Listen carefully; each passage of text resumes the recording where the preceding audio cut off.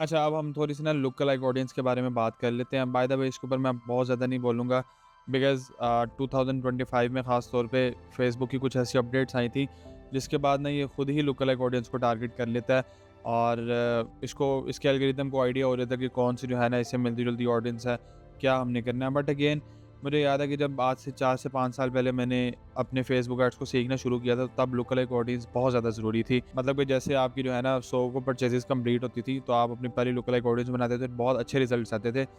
Results आपको अभी भी ठीक मिलते हैं बट अगेन बहुत ज़्यादा जो है ना अब ये काम नहीं देती है। आपकी वैसे ही जब आप टेस्टिंग कर रहे होते हैं ना, उसके अंदर ही आपकी लुक अलाइक ऑडियंस को टारगेट कर लेते हैं। जब आप स्केलिंग कर रहे होते हैं ना, फ़ेसबुक खुद ही ऑटोमेटिकली आपकी लुक अलाइक ऑडियंस को टारगेट कर लेते हैं। But one thing to notice is के अगर आपके पास ये फीचर अवेलेबल है ना, तो आपको लाज़मी अवेल करें। समटाइम्स आपको नहीं पता होता कि आपको कहाँ से रैंडम ही रिज़ल्ट्स आने लग जाएँ।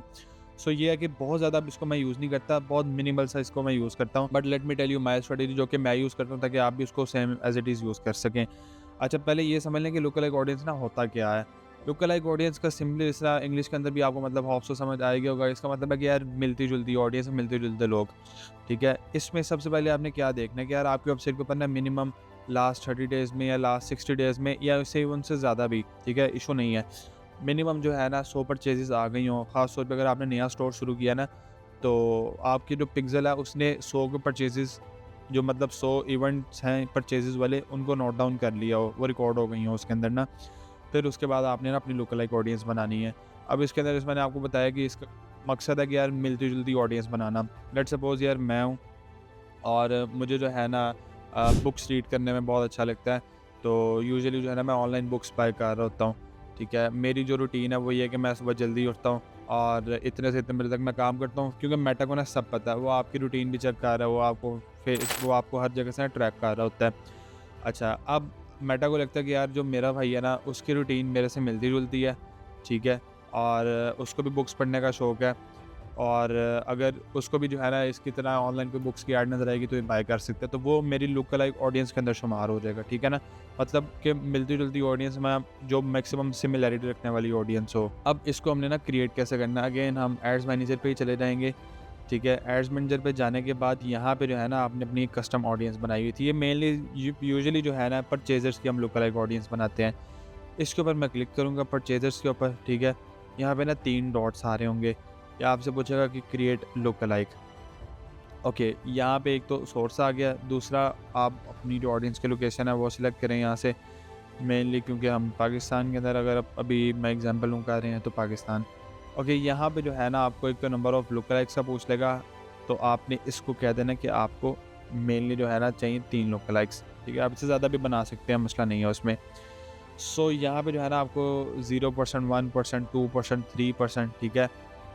ये आपको बहुत से ऑप्शन यहाँ पे नज़र आ रहे हैं। अब सबसे पहले तो ना मैं इन सबको पहले आगे कर देता हूँ आपको समझाने के लिए।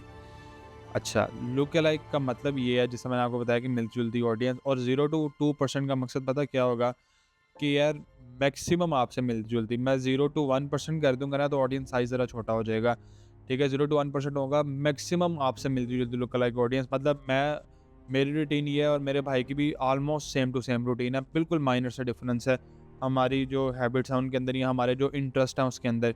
ठीक है, तो वो 0 टू 1% के अंदर शुमार होगा। अच्छा, अब मैं इसको 1 टू 2% लेके जाऊँगा या 0 टू 2% लेके जाऊँगा ना, तो उसके अंदर फिर कह लें कि यार मेरे भाई का या मेरा जो है ना फिर कोई दोस्त वो ऐड कर लेगा। मैं सिर्फ एक एग्जांपल दे रहा हूँ, ज़रूरी नहीं है कोई भाई दोस्त हो। तो उसके अंदर ना उसको कर लेगा कि उसकी जो है ना हैबिट सेम है, या माइट बी पॉसिबल रूटीन के अंदर थोड़ा-सा डिफरेंस है, या दिस इज़ द पॉसिबल कि यार उसको ना बुक्स पसंद है, लेकिन मैं एजुकेशनल बुक्स पसंद करता हूँ। जो मेरा दोस्त है कह लें कि यार फ़िक्शनल बुक्स होती हैं कुछ, उनको पसंद करता है। तो ये थोड़ा-सा जो है ना माइनर सा जो है ना एक सिमिलैरिटी कम होती जाएगी, ठीक है? जितनी आप परसेंटेज बढ़ाते रहेंगे। तो मैं एक जो है ना सिंपल स्ट्रैटेजी यूज़ करता हूँ। अब एक आप बना लें 0 टू 2% की, ठीक है? मोस्ट रेलेवेंट जो है बहुत ज़्यादा मिलते-जुलते लोग, उनकी बन जाती है। फिर एक 2 टू 4% की बन जाती है, और एक 4 टू 6% की बन जाती है। और जो कि मैं पास के अंदर चीज़ें चेकआउट कर चुका हूँ, जो बहुत ज़्यादा आगे की ऑडियंसेस होती हैं, इनके ऊपर इतने कोई ख़ास रिज़ल्ट नहीं आ रहे होते, ठीक है? ये वो है कि जो कि हमने 6% तक सिमिलैरिटी रखने वाले लोगों की ऑडियंसेस क्रिएट करना है, और 3 लुक अलाइक ऑडियंसेस हम यहाँ पे ना क्रिएट कर रहे होंगे। अच्छा, यहाँ पे मैं क्रिएट ऑडियंस के ऊपर क्लिक कर देता हूँ। अच्छा, यहाँ पे अब 3 ऑडियंसेस क्रिएट होगी। पाकिस्तान, ठीक है, पीके का मतलब पाकिस्तान है। परचेजर, स्टडी डेज, ये सोर्स है, ठीक है, कि किस सोर्स का हमने बनाया है। ये 0 to 2%, फिर 4 to 6 एंड देन हमारे पास 2 to 4, मतलब टोटल जो है ना उसने 3 बना दिए हैं। अब इसका जो है ना एक कैंपेन स्ट्रक्चर मैं आपको बता देता हूँ यहाँ पे, जो मैं यूज़ भी करता हूँ। आपने क्या करना है कि देखें, आपने एक यहाँ पे सीबीओ कैंपेन बना लेनी है। आप इनको एबीओ के अंदर भी टेस्ट आउट कर सकते हैं। मतलब 0 to 2 वाले को आप 1000 का बजट इसको दे दें, 1000 का इसको दे दें, 1000 को एक और मतलब 4 to 6 वाले को दे दें। आप उस तरह से भी टेस्ट आउट कर सकते हैं। लेकिन मैं इसको बहुत ज़्यादा जो है ना एक प्रायोरिटी के ऊपर नहीं रखता। सो आपने क्या करना है कि मिनिमम आपकी वेबसाइट के ऊपर 100 परचेज़ेज़ उसने लाज़मी रिकॉर्ड किए हों, ठीक है? फिर आपने जो है ना उसको बनाना है, और ये चीज़ आपने मे बी नोट डाउन की हो कि इसने जो है ना आपकी कस्टम ऑडियंस को यूज़ करते हुए बनाया है। मतलब लुक लाइक आप डायरेक्ट नहीं बना सकते। आपने पहले कस्टम ऑडियंस बनानी होगी, देन उसके बाद आपके लुक लाइक्स बनेंगे। सो आपने एक सीबीओ कैंपेन बनानी है, उसको आप बजट दे दें, लेट्स सपोज़ डेली का जो है ना आप कोशिश करेंगे 2000 दे दें, ठीक है? अगेन ये आपके बजट के ऊपर डिपेंड करता है। सो 2000 का बजट देके आपने एक एड सेट के अंदर जो है ना 0 to 2% को डाल देना है।